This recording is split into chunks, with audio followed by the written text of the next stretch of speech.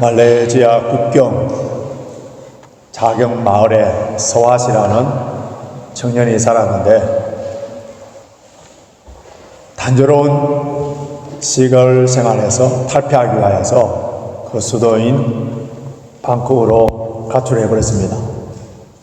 서왓은 시골떡이었지만은 대도시에서 마약을 판매함으로 말미암아 큰 돈을 벌었고, 그 어둠의 돈으로, 검은 돈으로 어둠의 세계에서 소위 성공하는, 출세하는 그런 사람이 되었는데, 근데 갑자기 닥친 재난을 통하여서 그의 인생은 마치 모래 위에 지은 집과 같이 다 무너져 버렸어요. 결국은 빈털터리가 되고 몸에는 병이 찾아왔고, 이제는 갈 곳이 없게 되었을 때에, 그때의 그의 생각에 그의 아버지, 비록 가난하지만은 정직하게 믿음 가운데 살고 있는 그의 아버지가 생각이 나서, 그래서 아버지에게 편지를 썼습니다. 자신의 모든 죄를 고백하고 용서를 구하면서 이번 주 토요일 날 그곳을 지나가는 기차를 타고 고향으로 갈 텐데, 아버지께서 나를 기다리시고 받아주신다면은 우리 집에 있는 그 포플러 나무에 흰 수건을 걸어 놓으시면은 내가 다음 역에 내려서 집으로 가겠습니다. 그렇게 편지를 쓴 후에 그 기차를 탔습니다. 자, 그 기차가 점점 마을 가까이 올 때에 차마 그는 그 나무를 쳐다볼 수가 없어서 그 옆에 있는 성자에게 자기 사정을 다 이야기하고 그곳에 혹시 하얀 손수건이 걸려있는지 좀 봐달라고 했습니다. 그때에 그 사람이 젊은이, 저걸 보게나, 당신의 아버지가 수건 하나만 달아놓은 것이 아니라 나무 전체에 하얀 천으로 다 덮어놓았다네요. 아버지는 아들을 기다리고 있었어요.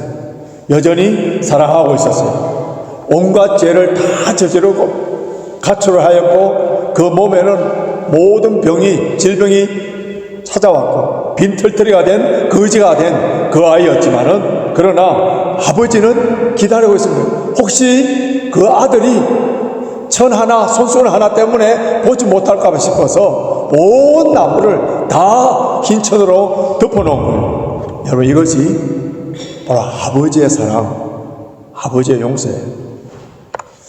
성경의 아버지의 사랑을 가장 잘 표현해주고 있는 내용은 바로 누가복음 15장에 돌아온 탕자를 기다리시는 아버지신데요.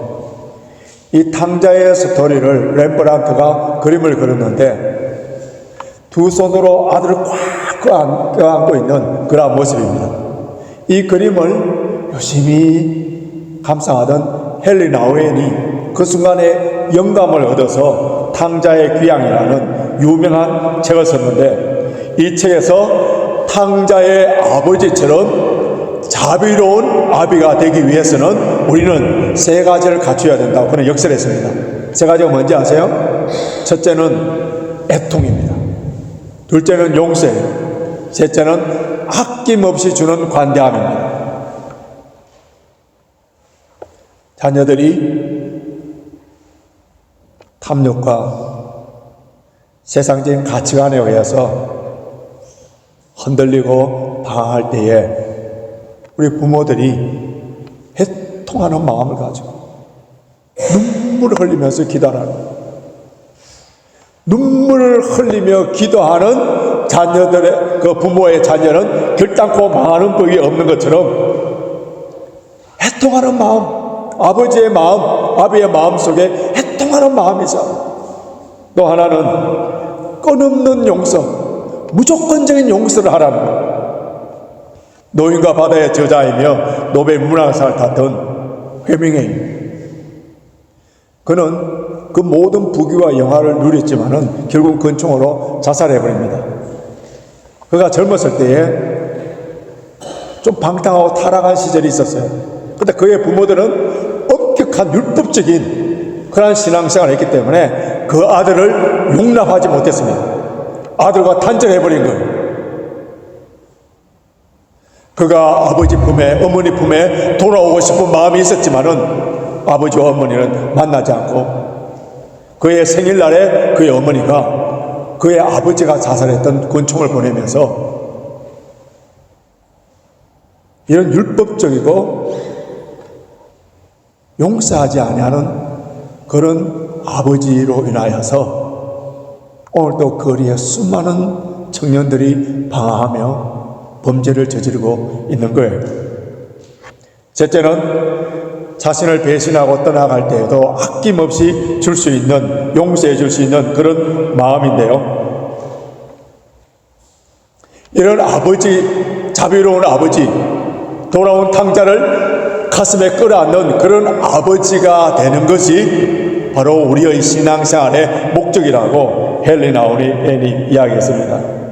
우리의 마음과 손이 탕자의 아버지가 될 때에 내 영혼은 말할 수 없는 성령의 기름 부으심으로 말미암아 기쁨이 넘쳐나게 되고, 다른 사람의 영혼을 살리고 그 생명력을 풍성하게 만들어줍니다. 남미의 아르헨티나와 칠레의 국경, 그 안데스 산맥 해발 3,832m에 예수님의 동상이 하나씩 있는데, 이 동상, 아르헨티나와 칠레가 더 이상 분쟁하지 아니하고 평화를 도모한다는 그런 의미에서 동상을 세워놨는데, 그런데 아이러니하게도 이 동상 때문에 큰 분쟁이 일어날 뻔했었어요.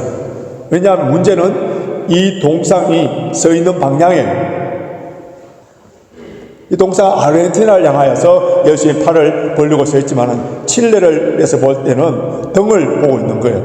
그래서 칠레에 유명한 정치인이 온 국민들을 선동한 거예요. 이건 뭡니까? 예수님의 동상이 우리의 등치고 서 있지 않습니까? 우리나라의 정치가 파워게임에서 밀리니까 이렇게 되었다고. 모든 국민들의 감정을 자극하도록 만들었습니다. 또 새로운 분쟁을 일으킬 수 있는 그런 빈미를 막 제공했었어요. 그때에 칼보다 펜이 더 강하다는 말처럼 어느 유명한 시몬 칼럼니스트가 이렇게 글을 썼습니다. 예수님의 얼굴이 아르헨티나를 향하여서 서 있는 이유는 아르헨티나가 칠레보다 더 악하기 때문에, 그래서 예수님의 감시와 감독이 필요하지만은 우리 칠레는 그럴 필요가 없습니다.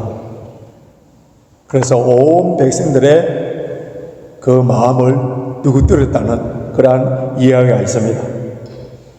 그러나 예수님이 벌리신 두 팔, 이것이 죄인들을 정죄하며 감시하며 감동하는 그런 팔입니다. 용서와 사랑의 관대의 팔이라는 것을 오늘 21절 통하여서 알 수 있습니다. 21절 다시 보십시오.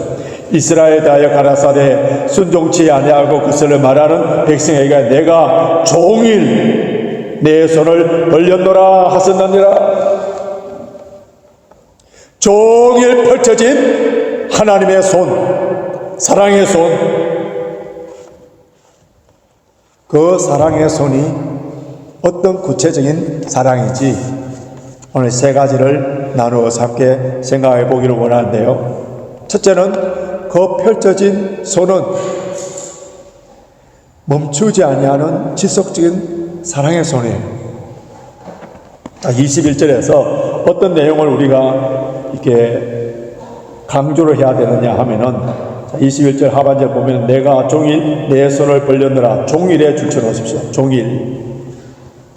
이 종일이라는 말을 헬라어 원어로 들어가 보면은 하루도 그러지 아니하고 지속적인, 즉 포기하지 아니하는 계속적인 그러한 사랑을 이야기하고 있는데요. 물론 하나님은 영이시기 때문에 하나님은 손과 발을 우리 묘사할 수 없습니다. 그러나 성경에 우리 인간의 손으로 표현하는 것을 시인인 동영론이라고 하는데, 내가 종일 손을 벌려노라 쉬지 아니하고 기다리시는 하나님. 하나님에게는 천년이 하루 같고 하루가 천년 같다고 했어요. 베드로후서 3장 9절 보면은 주의 약속은 어떤 이에게 더디다고 생각하는 것 같이 더딘 것이 아니요 오직 너희에 대하여 오래 참으사 아무도 멸망치 않고 다 회개하게 이르기를 원하노라. 지금 또 하나님께서는 한 영혼 또 멸망하지 아니하기 위하여서 두 손을 벌려놓고 기다리고 계시는 거예요. 그래서 예수님께서 뭐라고 하십니까? 수고하고 무거운 짐진 자들아 다 내게로 오라. 내가 너희를 쉬게 하리라. 이 말씀은요, 아무리 많은 죄를 지었다 하더라도 그 마음에 상처와 아픔과 분노와 한이 있다 하더라도 두 손 들고 예수 그리스도께 나오면은 우리 예수님께서 너 왜 그런 죄를 져? 내가 너희가 얼마나 많은 은혜를 줬는데, 얼마나 많이 기다렸는데 왜 그렇게 했니? 책망하십니까? 정죄하십니까? 그냥 안아주시고 위로해 주시고 우리의 눈물을 닦아주시고 내 이름 아시죠? 내 흐르는 눈물 그가 닦아주셨죠. 수고하고 무거운 짐 자들아 다 내게로 오라.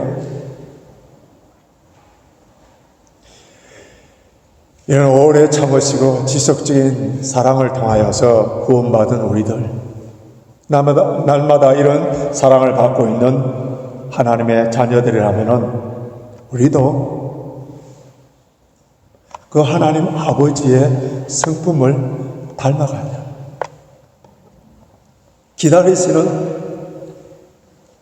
기다리시는 하나님의 그 성품을 닮아갈 때에, 그때에 비로소 가장 가까이 있는 사람들부터 변화가 일어납니다. 여러분, 우리가 기도나 찬송 가운데 사랑이라는 말을 얼마나 많이 합니까? 사랑이라는 말, 그래서 사랑의 종교, 사랑의 홍수 시대에 우리가 살고 있지 않습니까? 그런데 많은 사람들이 사랑이 뭔지를 잘 몰라요. 사랑이 뭡니까? 하나님께서 가르쳐 주신 사랑이 뭐예요? 고린도전서 13장에 보면은 사랑이 무엇입니까? 사랑은 오래 참고, 사랑은 오래 참고, 모든 것을 참으며, 모든 것을 믿으며, 모든 것을 바라며, 모든 것을 견디느니라. 여러분, 사랑은 참고 기다려주는 거예요. 이것은 목회에서나 가정에서나 인간관계에 있어서 다 적용되는 진리예요.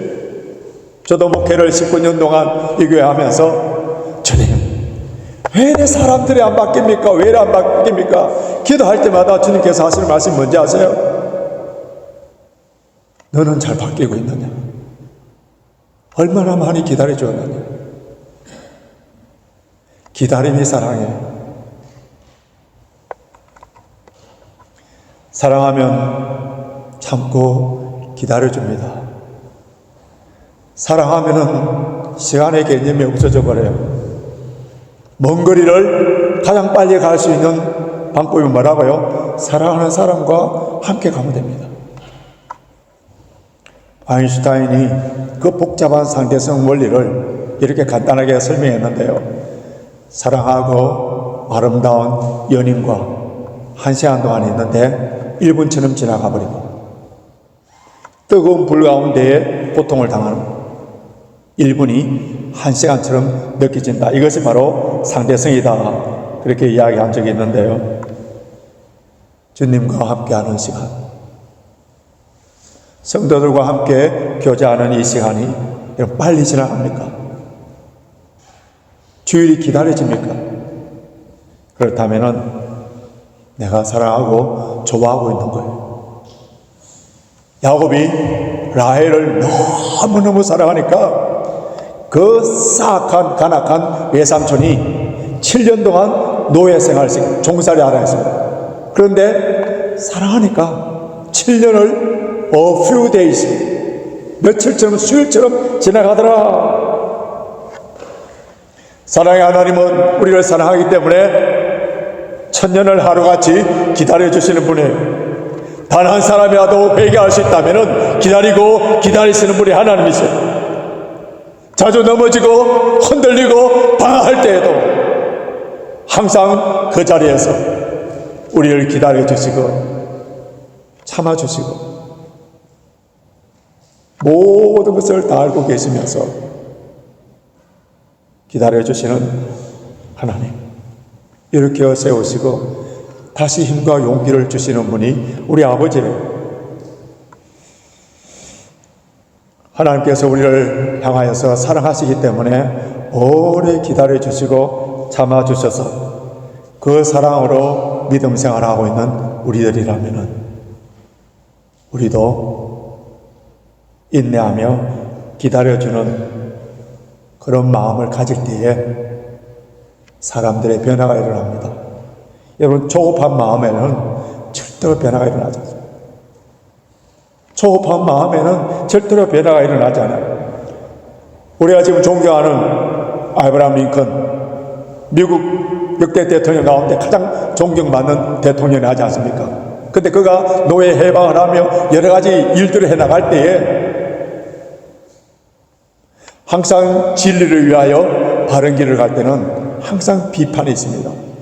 수많은 사람들이, 특별히 노예를 통하여서 이익을 챙기던 그런 사람들이 수많은 비판들이 있을 때 얼마나 그가 또 많은 지난주일 설교처럼 말씀처럼 실패를 많이 했습니까? 이 실패 때마다 일어설 수 있는 그 비결이 무엇인지 아세요?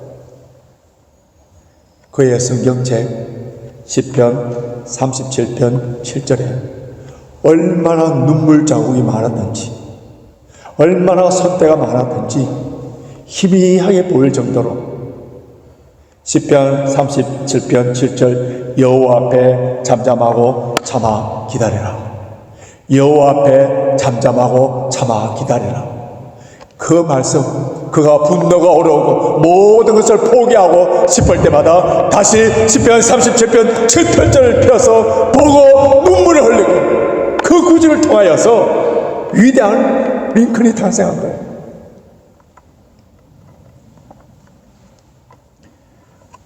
여러분, 누가 믿음이 좋은 사람이에요? 누가 성령 충만한 사람이에요? 누가 영성이 깊은 사람이라 할 수 있습니까? 누가 승리를 하는 사람인지 아세요? 참고 기다림에 훈련이 된 사람. 둘째로 하나님의 사랑은 그 펼쳐진 손은 하나님의 자비의 사랑인데요. 하나님은 자비로우신 분이에요. 긍휼이 많으신 분이에요. 그 펼쳐진 두 팔, 종일토록 펼쳐진 두 팔, 아이가 아버지에게 달려올 때에 그렇게 사랑하는 마음으로 다가가는 두 손, 사랑하는 아내가 남편을 향하여, 사랑하는 남편이 아내를 향하여 펼쳐진 그 모습과 같습니다. 십자가의 그 위에서 펼쳐진 주님의 손을 보십시오. 하나님의 손이 어떠한지 예수 그리스도가 이 공생의 동안에 사역하실 동안에 정확하게 보여주지 않았습니까? 모든 사람들 기피하고 멀리했던 나병 환자, 예수님의 손은 그 사람을 잡아줍니다. 그리고 고쳐줘요. 눈이 먼 장님에게 예수님께서 손을 만지시면서 고쳐주시고, 믿음으로 걸어오다가 시험이 들어서 물에 빠진 베드로 손을 잡으시고 다시 걸어오도록 만드시고, 제자들은 기차 타고 가라고 하는 그 어린아이들을 불러서서 머리에 손을 대시면서 안수 기도해 주신 분이, 예수님의 손은 치유의 손이요, 따뜻하게 위로해 주는 손이요, 격려해 주는 손이요, 언제나 구원하시는 손이기 때문에 주님의 손은 자비로운 손이에요. 하버드 의대생 중에 자기 나름대로 똑똑하다고 해서 스바이처 박사에 가서 좀 가르침을 받기 위해서 찾아갔습니다. 근데 스바이처 박사는 그를 만나기도 그냥 거절해버렸었어요. 아주 실망한 이 대학생은 짐을 싸서 다시 미국으로 귀국하려고 하는데 그때 갑자기 홍수가 나서 근데 그 마을에 나병 걸린 어린아이가 물에 떠내려가는 거예요. 그때 이 청년이 물에 들어가서 그 아이를 건져내 줍니다. 그제서야 수바이처는 그 학생을 불러서 내가 며칠 동안 자네를 지켜보니 전혀 너를 만날 만한 그런 가치가 없었다니. 그런데 아이를 구해주는 것을 보고 자네에게 긍휼한 마음이 있는 것을 보았네. 세상을 구할 것은 의사나 약이 아니라 긍휼한 마음일세. 여러분, 이 세상을 치유하고 변화시킬 수 있는 것은요, 하나님 아버지의 가슴, 긍휼한 마음, 긍휼한 마음. 얼마나 세상이 강팍해졌습니까? 얼마나 완악합니까? 사탄은 우리 마음을 단단하도록 만드는 거예요. 절대로 분노와 화를 풀지 못하도록 그냥 얽어매고 계속 섭섭한 마음을 주어서 절대로 화해하지 못하도록 만드는 것이 사탄의 마음이에요. 하나님의 마음, 성령의 마음은 부드러운 마음, 긍휼히 여기는 마음, 불쌍히 여기는 마음. 우리가 하나님의 자비로우심을 생각할 때에 하나님의 자비로우심은 무조건 우리의 기도를 다 들어주시고 동정하시는 분으로 생각하는데, 하나님의 자비는 단순한 감성적인 동정이 아니에요. 베스트셀러 작가이며 미국의 퀘이커 교회에 사역하던 필립 걸리 목사님이 의자와의 대화라는 유명한 책을 썼는데, 그 책에서 새로 심은 나무에게 물을 주지 마세요 라는 그런 내용의 글이 있습니다. 그가 어릴 적에 깁스라는 그 마을의 유명한 의사를 좋아했는데, 그분은 나무를 심고 가든을 가꾸는 것이 취미생활로 아주 즐거워했습니다. 그런데 그분의 인생의 좌우명이 뭐냐 하면, 고통이 없으면 수학이 없다, 고통이 없으면 수학이 없다. 그것이 인생의 모토로 좌우명으로 삼았는데, 가든 일, 나무를 심는 일에도 그대로 적용했다는 거예요. 그래서 새로 심은 나무에게 절대로 물을 주지 않는다.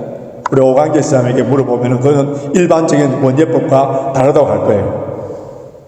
근데 그 이유를 물었더니, 나무에, 새로 심은 나무에 물을 주면은 나무가 점점 약해진다는 거예요. 뿌리를 깊게 내리지 못한다는 거예요. 오히려 물을 주지 아니하고 심은 뭉치를 둘둘 말아서 그 나무를 사정없이 팬다는 겁니다. 그러면은 깊은 뿌리를 내려서, 그래서 오히려 물의 결핍으로 말미암아 깊은 뿌리를 내리고 더 든든하게 돼서 폭풍우를 치나 눈보라가 치나 그 자리에서 든든하게 세워진다는 거예요. 이거는 뭐 이분의 전문적인 이야기 아니더라 하더라도 우리가 비바람 치는 날, 폭풍 치는 날 공원에 가보면은, 리치몬드 공원에 가보면 그런 현상들 보지 않습니까? 그 아름드리 큰 나무들이 휜척 넘어져 있는데 보십시오. 뿌리가 어때요? 약해요. 그래서 이분은 자녀들 키우면서 기도를 할 때, 주님, 아이들이 교난을 겪지 않게 해 주십시오, 이런 기도는 한 번도 드리지 아니하고, 내 아이들이 믿음의 뿌리를 깊이 내려서 주님으로부터 깊은 은혜와 깊은 축복을 받아내는 그러한 사람이 되게 해달라고 그렇게 기도를 한다고 합니다. 하나님께서 우리에게 향하시던 그 자비든 우리에게 허용하신 그 연단이든, 우리를 향하신 하나님의 사랑이에요. 이 모든 사랑은 우리를 선하게 만듭니다. 그래서 우리는 주요 학생들을 앞자리에 세워놓고 God is good all the time, God is good all the time, 매주일마다 고백하고 선포하고 외치는, 하나님은 항상 우리에게 선하신 분입니다. 셋째로, 하나님의 그 펼쳐진 손은 희생적인 사랑이에요. 희생적인 사랑. 값을 치르신, 그 속에 값을 치르신, 여러분 세상에 어떤 종교를 보십시오. 희생의 어떤 신들을 보십시오. 그게 희생을 치르고 상처를 갖고 있는 그런 신이 있습니까? 희생이 있습니까? 그 속에 대가를 지불하신 우리 주 예수 그리스도, 하루 종일 펼쳐진 이 손을 통하여서 주의 놀라우신 은혜를 받은 하나님의 자녀들이 교만의 손이 되어서 스스로 바벨탑을 쌓고 게으른 손이 되어버리고 무지한 자의 피를 흘리는 손이 되어버리고 나눌 줄 모르고 오직 움켜쥐고자 하는 그런 마른 손이 되어버린 그런 사람들이 얼마나 많습니까?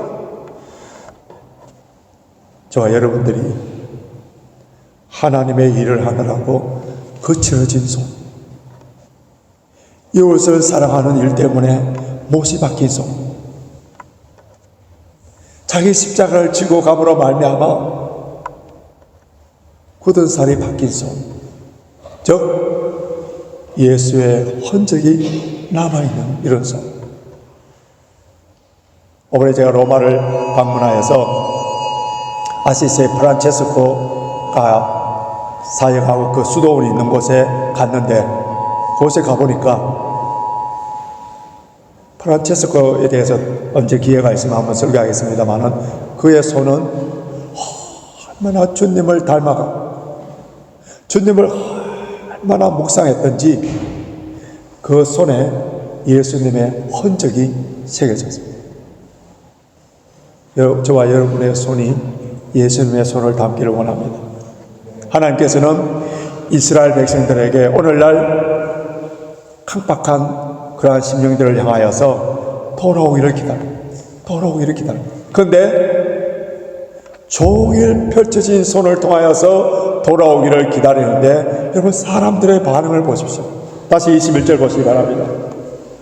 이스라엘에 대하여 가라사대 순종치 아니하고 거슬려 말하는 백성에게, 순종치 아니하고 거슬리는 백성, 완악하고 강박한 백성, 종일토록 손을 벌렸음에도 불구하고 돌아오지 아니하는 백성이라면 내가 이제 할 만큼 했다, 더 이상 못 참겠다 하면서 포기할 수 있을 텐데, 끝까지 기다리시고 종일 동안 돌아오기를 기다리시는 주님. 그러나 분명히 아셔야 되는 것은 이 벌린 자비의 용서의 사랑의 손이 영원토록 벌려져 있는 것이 아니라, 그 자비의 손이 때가 되면은 심판의 손이 됩니다. 히브리서 10장 31절 보면은 살아계신 하나님의 손에 빠져들어가는 것이 무서울진저, 살아계신 하나님의 손에 빠져들어가는 것이 무서울진저, 은혜를 주시고 자비를 베푸시고 구원을 베풀어 주시기 위하여 온종일 벌려 계시는, 기다리시는 하나님께 돌아와야 돼. 이 시간에 우리가 영안이 열려져서 오늘도 나를 기다리시는 주님, 오나 지금은 구원을 받을 때요, 은혜를 받을 때라, 오늘이라 이끌는 동안에 우리의 마음을 강팍게 하시라. 오늘도 두 손을 벌리시고 당장 돌아오기를 원하시는 주님, 우리 가운데에 예수 그리스도를 영접하지 못하고 종교인이 되어서 주일날 왔다 갔다 하시는 분들이 있습니까? 종일 펼쳐진 주님의 손의 품으로 돌아와야 돼요. 우리 가운데 이미 예수 그리스도를 영접하여서 하나님의 그 놀라우신 은혜와 사랑을 받아서 구원의 기쁨을 누리고 계시는 분들은 이제는 우리의 팔이, 우리의 손이 주님의 손이 되어야 됩니다. 2차 세계대전 후에 독일의 젊은 대학생들이 영국으로 건너와서 자원봉사하는 때가 있었습니다. 자기 조국 독일이 영국을 향하여서 큰 피해를 입었기 때문에, 그래서 영국 국민들을 향하여서 그래도 그냥 마음만이 아니라 직접 손으로 봉사하고 싶은 그런 마음이 있어서, 그래서 손상된 그런 건물들을 복구해주는 그런 작업들을 했습니다. 근데 어느 한 팀이 영국에 파괴된 그 교회를 복구하는 작업을 했는데, 그 교회당 마당에 예수님의 펼쳐진 손, 그 동상의 밑에는 Come on to me 하는 그런 글귀가 쓰여져 있는 그 동상을 복구하는데, 다른 부분들은 다 잘 됐습니다. 근데 마지막에 산산조각이 나버린 이 손을 다 모아서 다시 붙일 것인가, 아니면 새로운 손을 만들어서 붙일 것인가. 그래서 회의하고 갈등하는 가운데 결론을 내지 못했습니다. 그러다가 그들은 얼마 후에 결정을 내렸는데, 손이 없는 봉상을 세우기로 했었어요. 그리고 그 밑에는 Christ has no hand but ours. 이제는 우리가 그리스도인의 손이 되어야 됩니다. 그렇습니다. 두 팔을 벌려서